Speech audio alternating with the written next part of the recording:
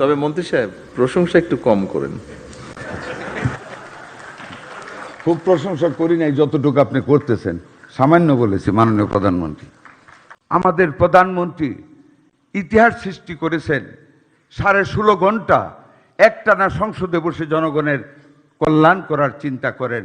আর তারই কারণে প্রিয় সুধীবৃন্দ, এই 61 দিনের মধ্যে আমাদের মাননীয় প্রধানমন্ত্রী এ যাবৎকালের শ্রেষ্ঠ রাজনৈতিক সংগঠক, তিনি বিশ্বের সর্বশ্রেষ্ঠ 100 জন মানুষের ভিতরে ওনার কর্ম ওনাকে জায়গা করে দিয়েছেন। আমরা ওনার হাতকে শক্তিশালী করার জন্য আজকে আমাদের প্রতিশ্রুতি দিতে হবে।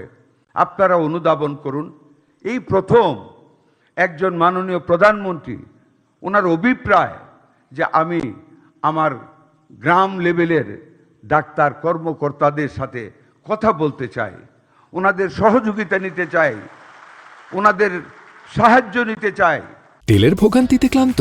এখনই কিনুন রাইডো, এক চার্জে চলুন 100 কিলোমিটার পর্যন্ত।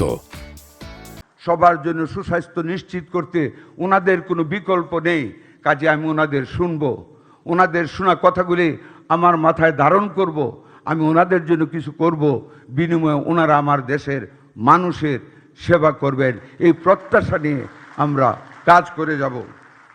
একটি কথা আপনাদেরকে বলতে চাই, আপনাদের উপস্থাপকের বক্তব্যে শুনেছি উপজেলা হাসপাতালের, আমি আর 2-1 মিনিট নেই মাননীয় প্রধানমন্ত্রী,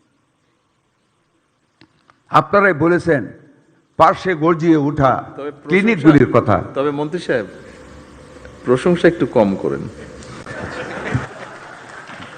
খুব প্রশংসা করি নাই, যতটুকু আপনি করতেছেন সামান্য বলেছি। মাননীয় প্রধানমন্ত্রী,